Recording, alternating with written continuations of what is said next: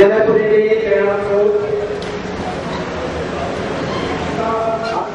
आदरणीय श्री प्रकाश जावड़ेकर जी अपने जनकपुरी विधानसभा क्षेत्र के लोकप्रिय कर्मठ विधायक प्रोफेसर डॉक्टर जगदीश मुखी जी, हमारे पश्चिमी क्षेत्र जिला भारतीय जनता पार्टी के अध्यक्ष श्रीमान सत्यनारायण दाम जी, हमारे विधानसभा के निगम पार्षद बहन श्रीमती रजनी ममतानी जी, पूर्व निगम पार्षद डॉक्टर मीना ठाकुर जी, मंडल अध्यक्ष हमारे कर्मठ जुझारू श्री नवीन भाई जी, मंडल के समस्त पदाधिकारी गण, पूर्व अध्यक्ष श्रीमान जयसी बसिन जी एवं श्री अंकित मलिक जी, कार्यकर्ता सम्मेलन में आए हुए समस्त सम्माननीय भाइयों और बहनों को मेरा सादर कोटि कोटि नमन। अपने हृदय की गहराइयों से आपका हार्दिक अभिनंदन करता हूँ, स्वागत करता हूँ। आज बड़ी प्रसन्नता का विषय है, भारतीय जनता पार्टी का कार्यकर्ता सम्मेलन यहाँ पर होने जा रहा है। हमारे जनकपुरी में हमारे डॉक्टर जगदीश मुखी जी, जिन्होंने 1976 से लगातार जनकपुरी में अपना सेवा कर रहे हैं। हमारे पिछले एनडीए सरकार में राज्य के वित्त मंत्री, जम्मू कश्मीर के प्रभारी और इंडिया डिजिटल कमेटी के महामंत्री, अभी आप हरियाणा राज्य के प्रभारी हैं। मुखी जी के कार्यों में मैं जितना गिना उतना ही कम है। जैसे जनकपुरी असोटी इन्होंने यहाँ लाए, वोट लाए, निर्वाचन ऑफिस यहाँ पर लाए, फूड कॉर्पोरेशन ऑफिस यहाँ पर लाए, C2B में ड्यूटियों को स्थानांतरण करने के पश्चात यहाँ पर सुपर स्पेशलिटी हॉस्पिटल का निर्माण हुआ। दिल्ली हाट का निर्माण 3 है, यहाँ पर कंज्यूमर कोर्ट को लाए एवं जनकपुरी में सिविल टैंक पंप का निर्माण हुआ है। यहाँ पर मेट्रो डिग्री शंकर से कालिंदी तक काम शुरू हो गया है।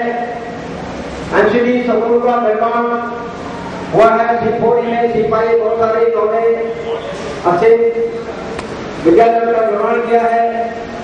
समुदाय भवनों का निर्माण किया है, कम से कम 4-5 समुदाय भवनों का यहाँ निर्माण किया है।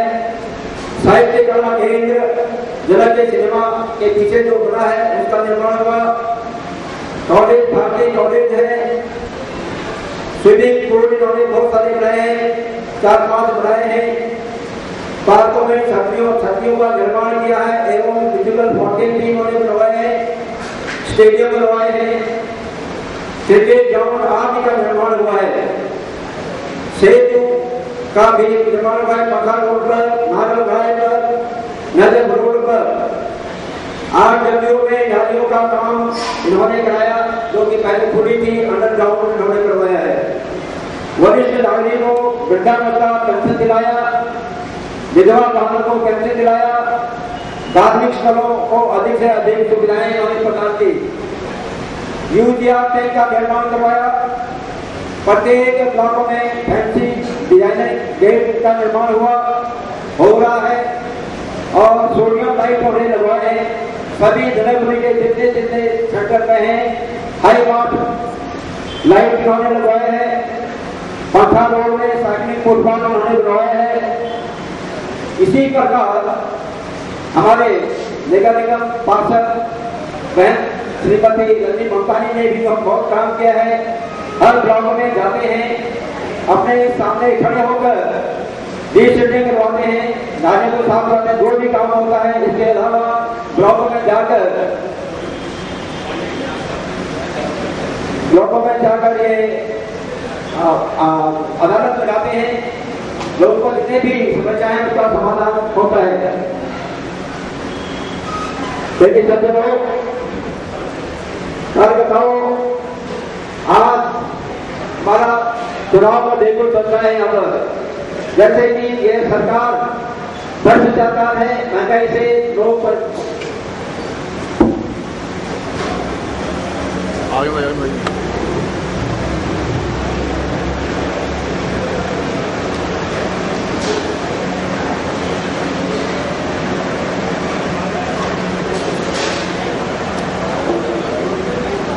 कार्यकर्ता बंधुओं,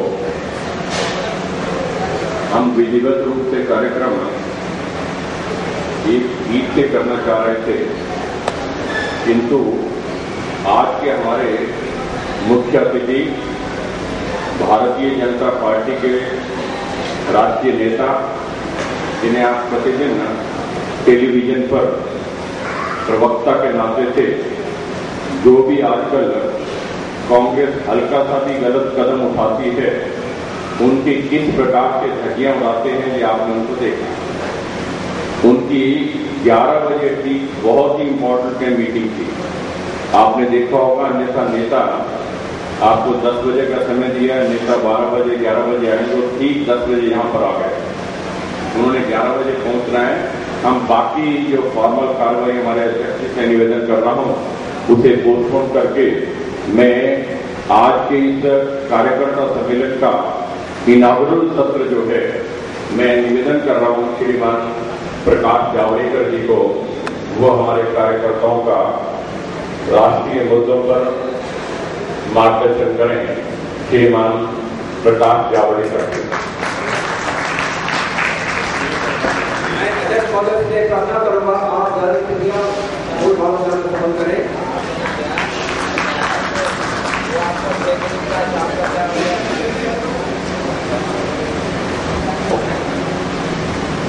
प्रोफेसर जगदीश मुखी जी, जिला के अध्यक्ष,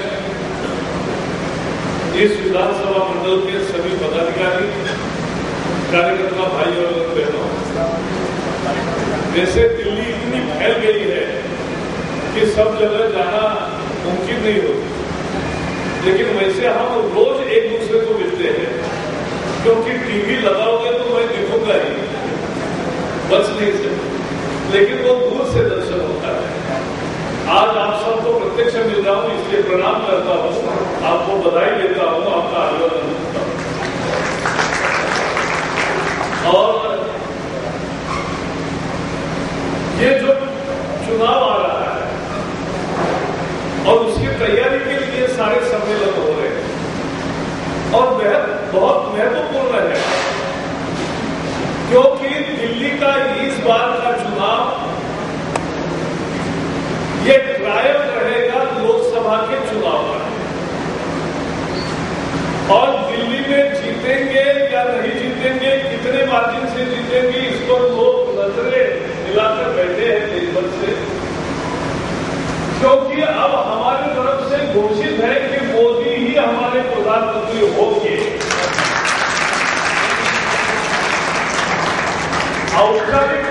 औपचारिक रूप में उसका ऐलान अगले महीने में होगा, लेकिन अब बात साफ है, जब जेडीयू हमसे टूटा तो हमारे राज्यसभा के सांसद है जेडीयू के, तो उनको मैंने कहा धन्यवाद, तो बोले धन्यवाद क्यों? मैंने कहा हमारी पार्टी मोदी का नाम घोषित करने में थोड़ा कब करे कब न करे ऐसा आनाकानी कर रही थी, आपने घोषित कर दिया कि वही प्रधानमंत्री की उम्मीदवार है, उसके धन्यवाद। आप तालियां बजा रहे हैं, ये मन से है, क्यों?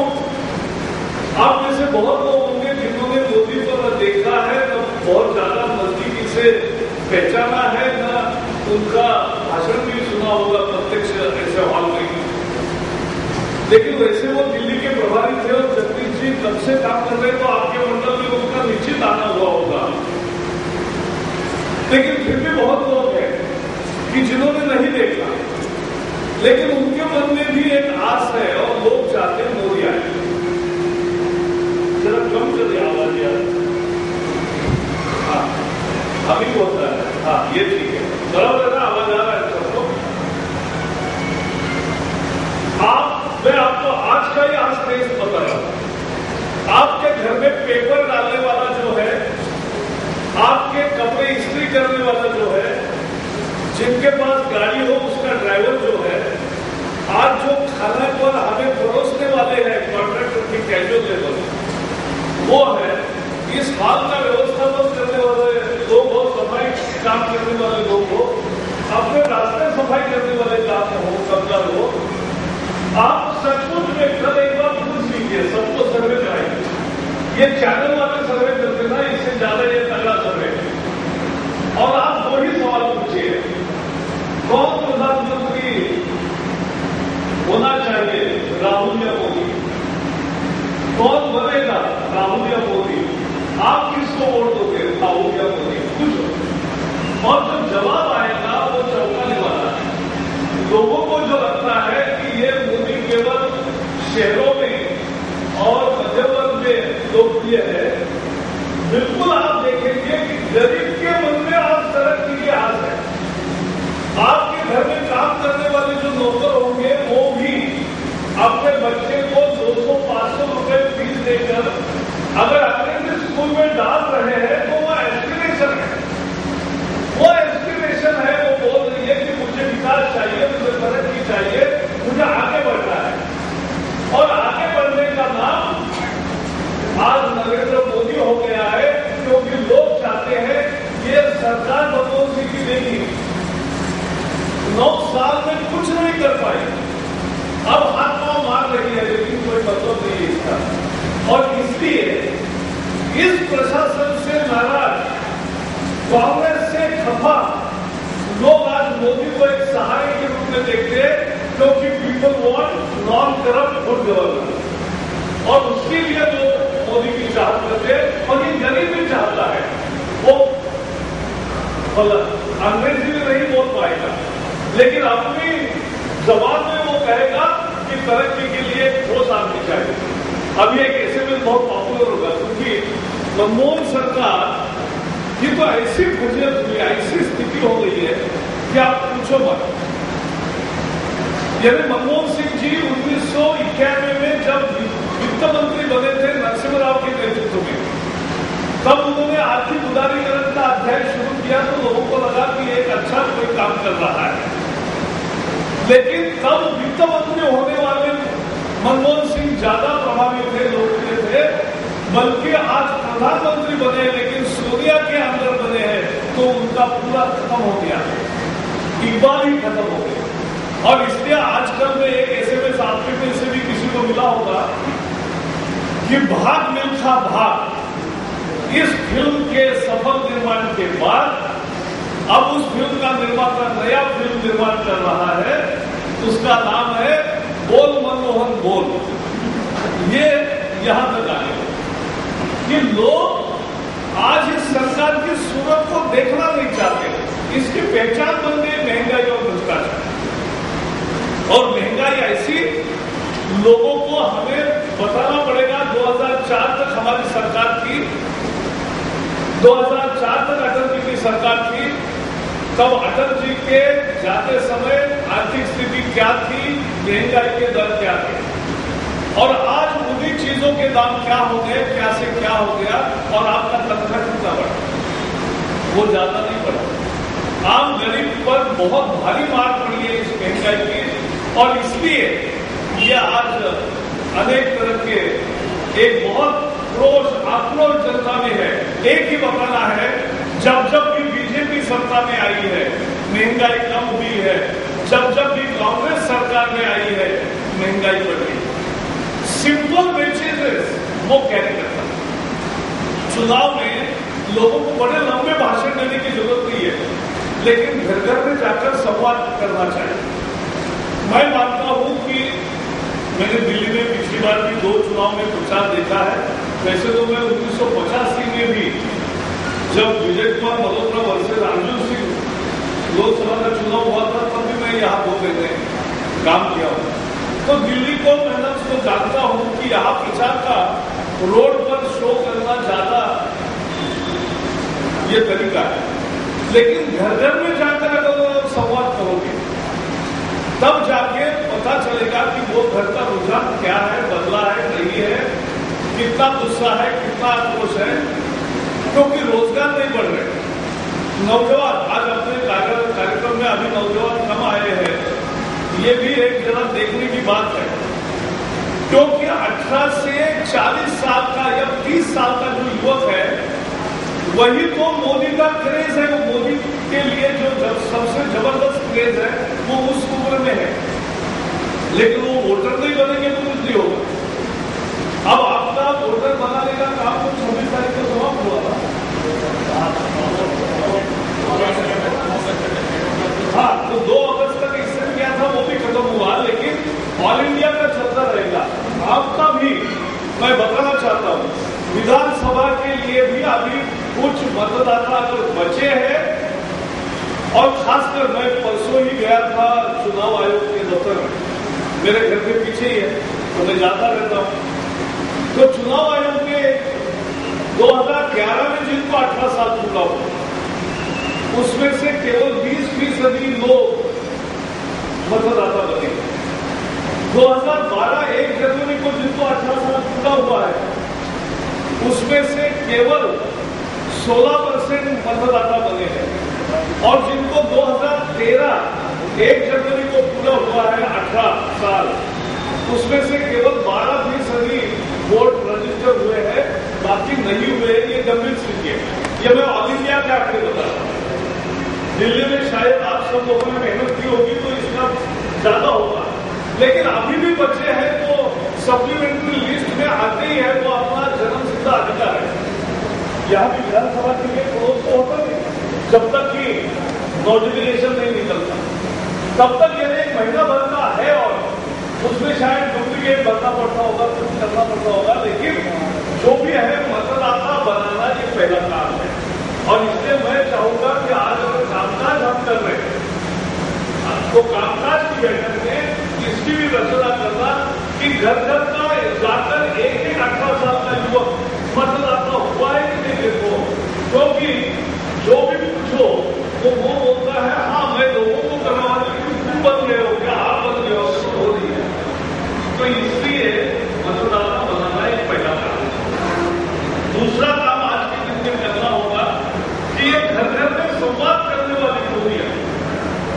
जो बूथ कमेटी हम बनाते हैं, यहाँ 3 पार्षद है अपने चाहने से, और चौथे में भी अपना हर बूथ का संगठन अच्छा है। आपको कुशल नेता मिले हैं मुखी जी जैसे, जिनको लोगों ने 6 बार चुन के दिया है, वो ऐसा नहीं दिया बिना काम का कोई चुने नहीं जाता, और इतना लंबा समय से विश्वास नहीं हासिल कर पाता। जब तक कि वो मुखी जी जैसे, और मेरा तो बहुत स्नेह रहा है, वो जिस तरह से विचार करते हैं, विचार रखते हैं, और देश के लिए और राज्य के लिए जिस तरह से सोचते हैं, उनके पास एक विकास का नक्शा है। अगर मोदी विकास का चेहरा है तो मुखी जी जैसे लोग हर प्रदेश में, हर गांव में, हर शहर में जो है वो उसका नक्शा होता है, वो कल तुमसे होते हैं कि जो वो सब नक्शे को साकार करेगा। और इसलिए आपको तो एक निश्चित है, अब शीला दीक्षित के 15 साल होते